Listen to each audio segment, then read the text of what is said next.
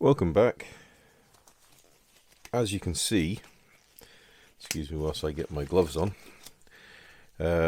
we have got a little bit of progress just with regards to getting the props done. So I've got those sprayed up, got the hubs painted dull aluminium colour, got the prop cover masked off and the red front of the spinners on. Right, panel line washers. There's so many different options. You can go for an oil wash, you can go for a clay wash, of which I do have. I have the Flores wash set here, so you can have the clay wash, or you can go for an enamel wash. There are companies that do proprietary enamel washes, so you've got likes of, well, obviously AK Interactive do enamel washes, MIG do enamel washes. There's a number of different companies that do enamel washes. And dare I state the obvious, but the clue's in the name. Enamel wash is just an enamel wash, and it's the same as an oil wash in that it's just thinned down paint that's used to wick down the panel lines, whether you do a sort of traditional pin wash that's thin enough that it'll naturally, through capillary action, flow down the panel lines, or you do a slightly thicker one and then it's more of a streaking type grime wash. Either way, it's just a case of thinning down paints to the consistency you want. Now, the beauty of making your own washes is you can make your own colours, tones, hues.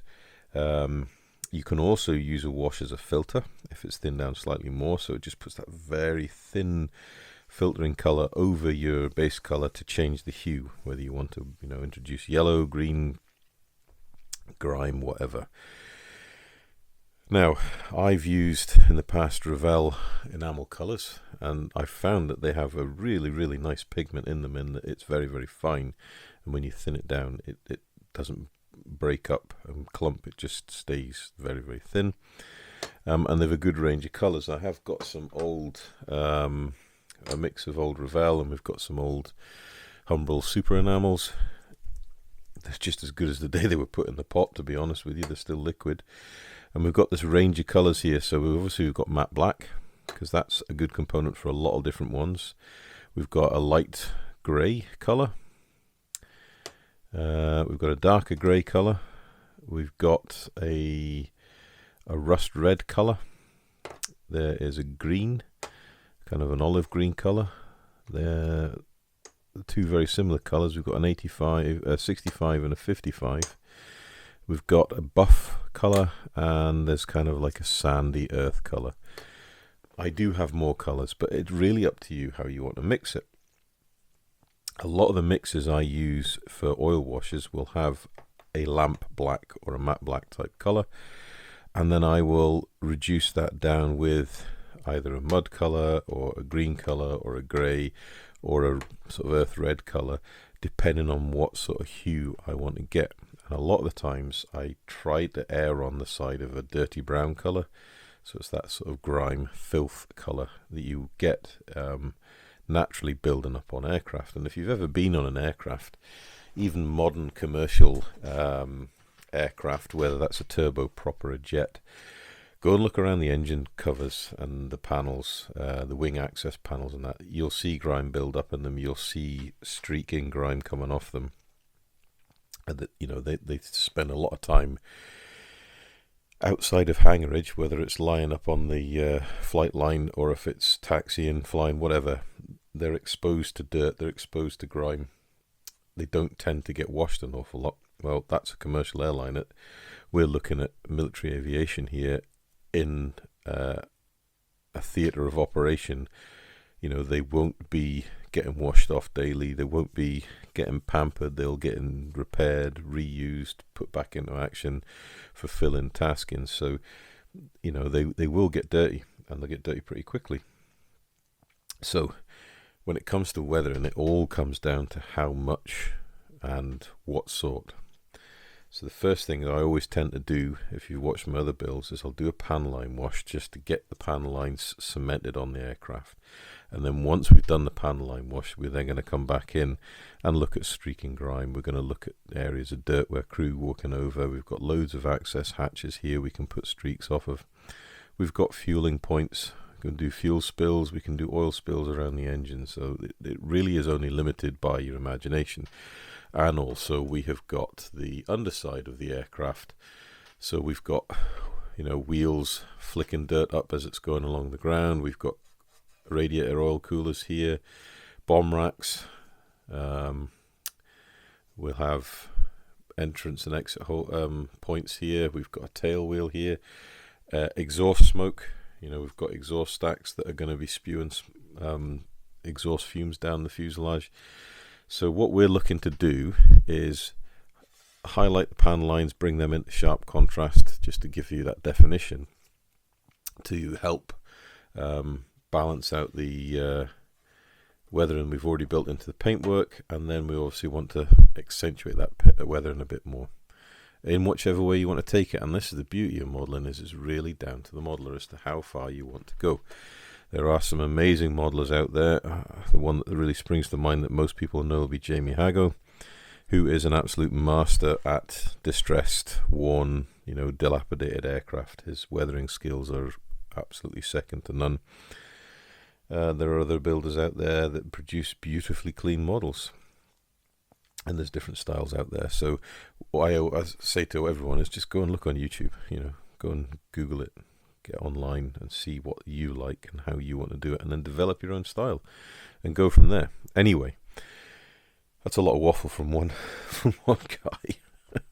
That's just kind of giving you my explanation as to how I approach weathering and what I like to get out of it. I like to have aircraft that look used but reasonably well maintained, with a little bit of oil streaking back and forth. So wash time, how am I going to go about it? Well, good old Tamiya paint jar. Always keep them, chuck them through the dishwasher, get them cleaned out. They are perfect vessels for mixing and containing washes. Start with a matte black as a base, and then we'll work from there. Now, usually when I'm building a model, it's never as big as this, so I don't have to worry about spraying paint around on it because I can move it away from the desk. However, this is huge and we need to be careful, because the last thing we want to do is spray neat paint on this. We just want to be putting washes on it. I've got a Citadel modelling tool, very good for opening these little pots of paint. Obviously a brand new pot will open easier as an older used pot. Tamiya paint stirrer, absolutely valuable tool, especially if you're doing this sort of stuff, because the one thing you need to do with enamels is stir them up, because the pigment, as with most paints, settles quite readily to the bottom of the tin.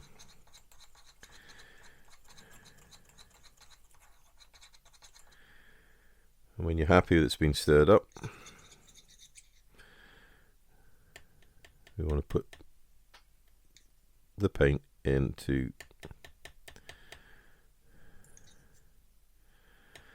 and the worst thing with these pots is pouring, because of that lip that's on the inside. If you pour it, you're just going to end up with paint all around the rim. And I do try use a bit of kitchen towel and clean that rim up as much as you can, and it just means you're going to get a better seal of the lid to save your paint going off. Basically, if it's not fully sealed, then obviously it will start to cure because it's going to get air inside it. So there we go, there's the black. It's very difficult to see on camera, but it is a beautiful smooth paint with lovely pigment. Now I am wanting a kind of a grey hue with a little bit of brown chucked in. I actually thought I had some earth brown somewhere. I just want to check and see, because that would be better, a more earthy tone. I don't think I've actually got one, but never mind. We'll survive. Now these pots of paint are about £2 a pot and they last forever. And you can use them to spray.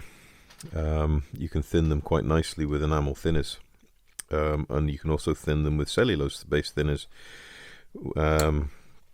such as Mr. Surfacer, which will make them dry faster than the old enamel route, and you get a lovely finish with them. Now this pot, you can see, is older and is more stubborn. It's well sealed, but it does not want to open at all. It's the old Humbrol enamel pot. This is where your old scalpel blade comes in handy if you've got a bit of leverage. Just be careful of the blade on the handle. There we go. That's broken the seal. So we can see with this one, just scrape the paint. Don't contaminate your paints with different colours. They don't like it. So clean off the stirrer. You can see with this one here, we've got that kind of waxy, varnishy liquid on the top, and that is just the pigment separating out the carrier. And you look at the bottom there, got a lump of pigment. So we need to take our time and stir this up. Doesn't take long. Tell you what, the Humbrol enamels smell a lot stronger as the Revell ones.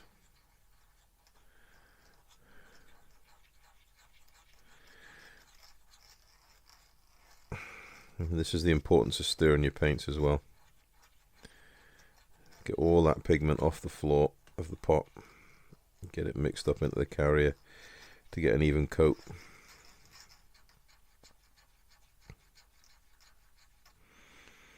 Right, so when he takes all of that, we'll take a lump of that. So the worth of the scraper. So that is, yeah, basically a rust red colour. Get the lid back on.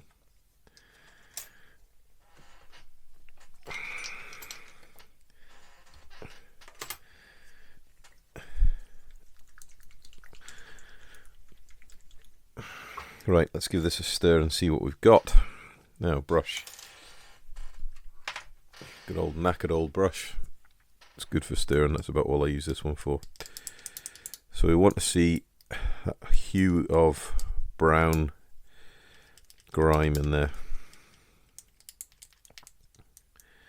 Give it a good mix. It's good to mix it before you start thinning it. It just means you get a better mix.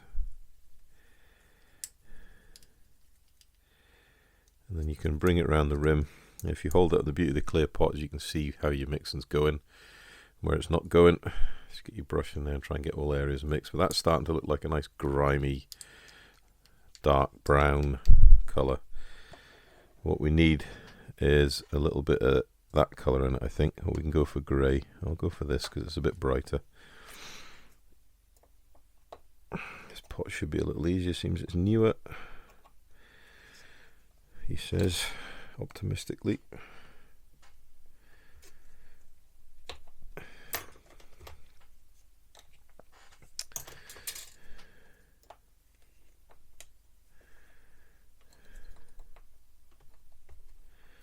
There we go.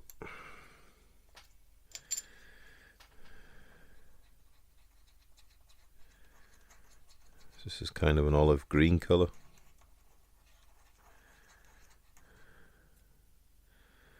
Get some of that pigment and chuck that in there. That warmer earthy tones in there.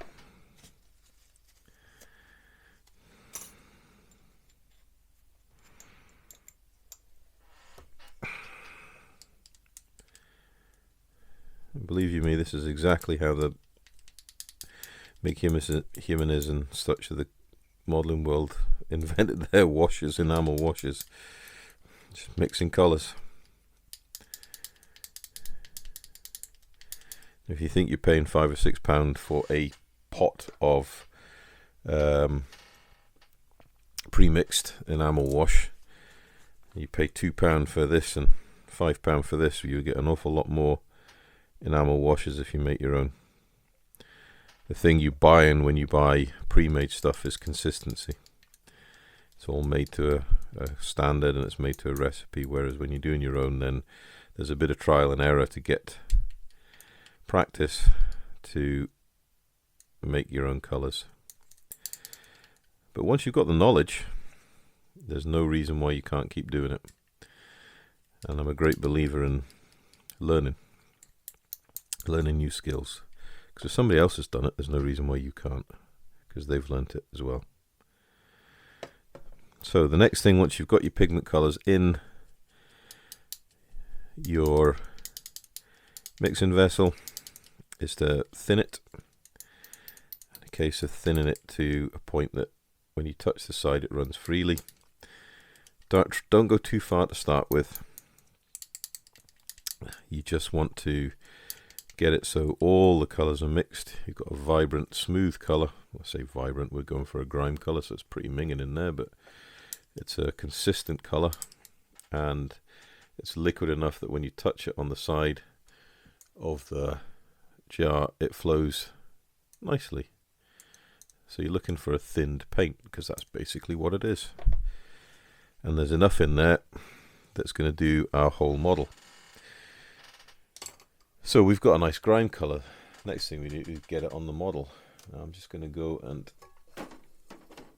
dig out some of my weathering brushes. That's one thing I always do, is I keep my painting brushes and my weathering brushes completely separate. Never the twain shall mix. And that's just purely because of what we're using them for. So I've got a Daler & Rowley #1 liner brush, so you can see it's a slightly longer bristle brush, and that just means it can carry a bit more paint. What we want to do is just load the brush, but don't overload it, and we're just going to see by touching it to see how well it flows.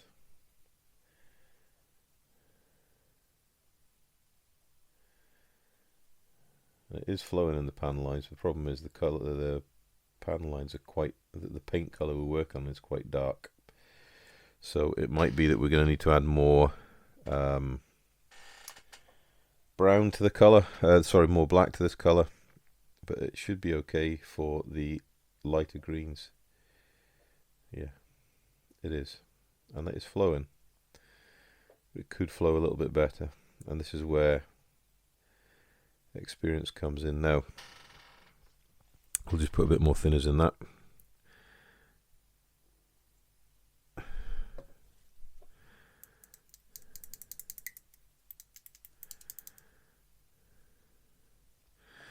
And like I said with enamels, the beauty of them is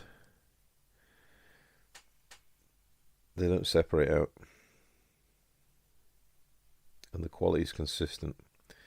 Now when you're buying oil paints, the quality isn't necessarily consistent, and that's with regards to the different qualities of oil.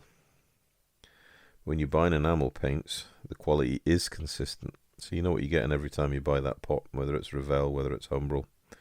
You know you're going to get the same result every time, and that's why I do like using enamel washes, although recently I've been sticking with oil washes. But they behave in very similar fashions. Let me just check to see yeah, sorry, I'll pull out a bit on the camera angle, and then you might actually see what I'm doing. So we're just working them along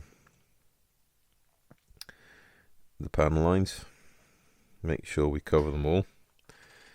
Now the thing to remember is your paints need to be sealed with some form of acrylic type varnish, and that's just because obviously we want to refine the wash, so we want to clean it away from the panels and just leave it in the recesses.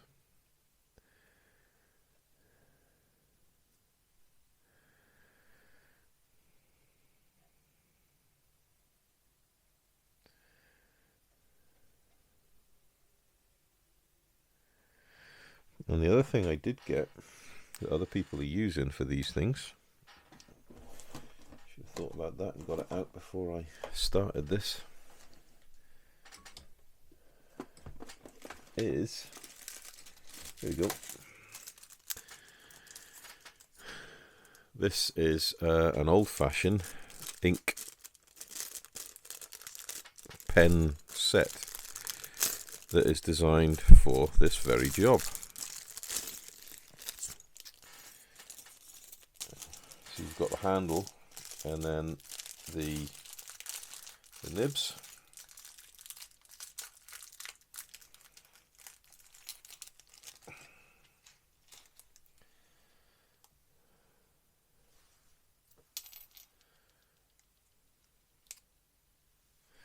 So you can, if you want to be very precise, just go in, dip this in,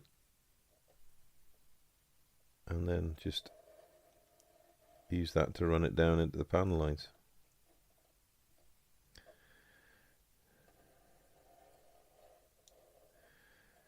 You're only pressing down lightly, so you shouldn't be scratching the paint. If you obviously get it thinned enough,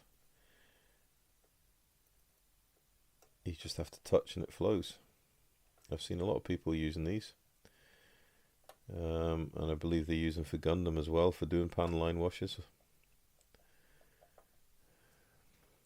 I think it's something I'd need to practice using, but I can see its application. Personally think my washes would need to be a little thinner,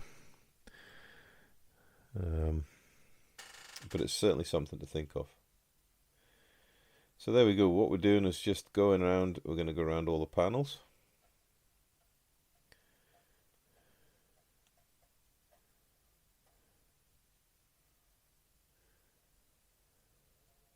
All the panel lines, all the rivet lines.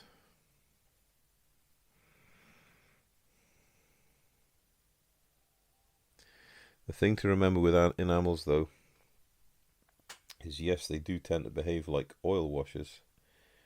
I don't tend to leave them as long as I would leave an oil wash. I like to get them on, and then you can see here the ones I've done already, they're already starting to dry, and then just get them rubbed back so you can fill in the panel lines but get them off the main panels for the next stage of weathering.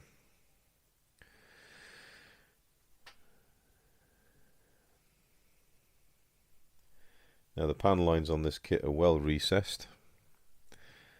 I've obviously been over a few of them just to reinforce them, especially where we've done a bit of filling work and joints and such like that. But on the whole, they're very consistent.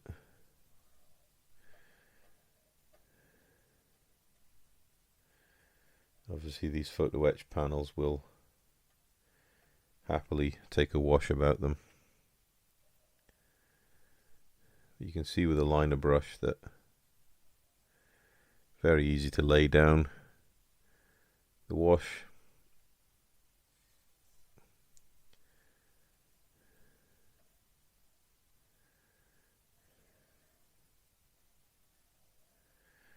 As I said, the fine pigment will go into all the recesses really rather nicely. So there we go. That's how fast it can go on. Now, once you've got it on, there's a couple of different ways of going about clearing it off. I like to use just the standard kitchen roll, and as with everything else, we just come in here and just rub to the rear, and that will lift the top layer off, but you're still left with this little bit of an outline. And this is where we need to come in with our kitchen towel, just moisten slightly with, I use Sansador, Winsor & Newton Sansador. So it is a sort of an oil-based thinner, but it'll work perfectly for enamels as well. And we just come in there and brush back.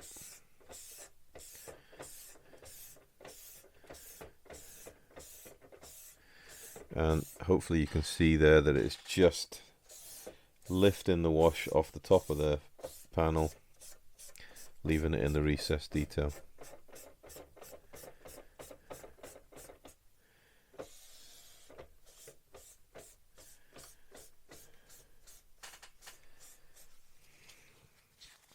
So you can see we've got a lovely grimy colour there when it's against the white. It's just exactly what we're looking for.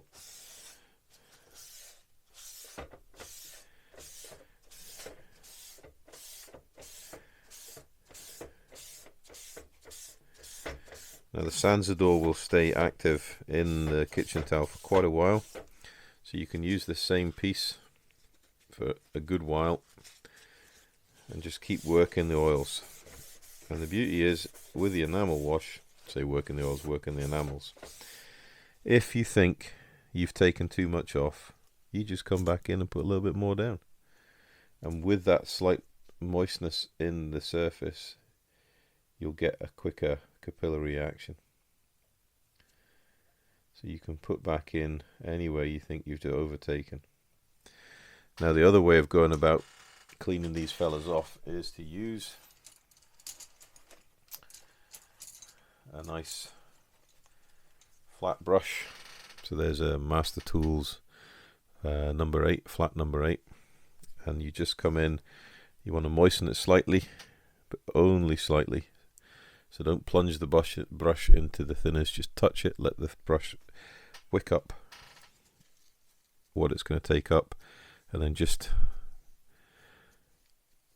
dab off the bulk of it, and you can come in here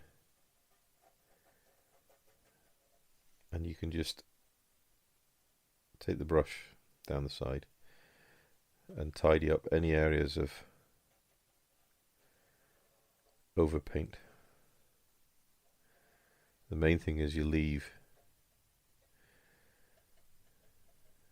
the wash in the panel lines, because that's what we want to do. We want to heighten these panel lines, give them a bit of contrast, just to help break up that surface, add interest to it. And when you're rubbing back over like this as well, then you are putting a little filter effect on the paints as well. It's worth remembering that. And obviously, as with everything else, the more you rub, the more you take off. But it's easy to put back on. Be careful when you're rubbing over things like photo etch that you don't lift them off. Absolute inconvenience. And what you can do, if you want, you can come in with a soft brush and just brush it back over, and that'll pick up any streaks and whatnot and just get them going in the right direction and help to blend any other areas whilst there's some moisture on the surface of the model. But hopefully you can see now that the panel lines have got a bit more substance to them. We've got that bit of grime look in them. The similar colour, this colour is actually working for the darker green. It's blending it all together, and you can actually should be able to see that sort of filter difference there, where you can see we've got cleared half the panel off, so we've got a little bit more saturation in the colour on this side than we do that side. But generally it's looking rather nice. So I'm going to go over the whole model. It's going to take me a little time because it's obviously huge. I'll do the top, and then we'll get that all sorted, get the stand back in, turn it on to turn it over, and we can come back in and we'll look at what we're going to do for the underside, bearing in mind that this grime colour might be a little bit stark for the underside, so we might want to add some grey or even this pale blue into it to lift the colour in its tone, so it doesn't have such a contrast when we put it in the panel lines on the underside. So that's the plan. Anyway, I will carry on and we'll get this whole top side done. We'll come back and look at the top side before we flip it over and go for the underside. So we'll see you back shortly. Welcome back, chaps. And here we have the bulk of the panel line washing done on the upper surfaces. And hopefully you can see that we've got a really nice uniform finish. The panel lines are just nicely highlighted, not too stark, but you can certainly see them. And The other benefit of using a matte based, you can see around the rim of that bottle how matte that's drying, but using a matte based enamel wash is that you do end up with a lovely matte finish on the top. So if you're working from a satin finish, using these products will end up giving you that matte, flat, worn look that you need for something like this. But all in all, I'm really quite happy how it is. So the next thing to do, obviously, there's a couple of bits still I've got to clean up just here and there, but it needs 24 hours basically to cure, so just to dry up, harden off, and then whatever we do after that, it's not going to affect the first coat of weathering that we've applied to this aircraft. The next job we need to do is get the bench cleared a little bit, get the stand back, flip it over, and do exactly the same to the underside.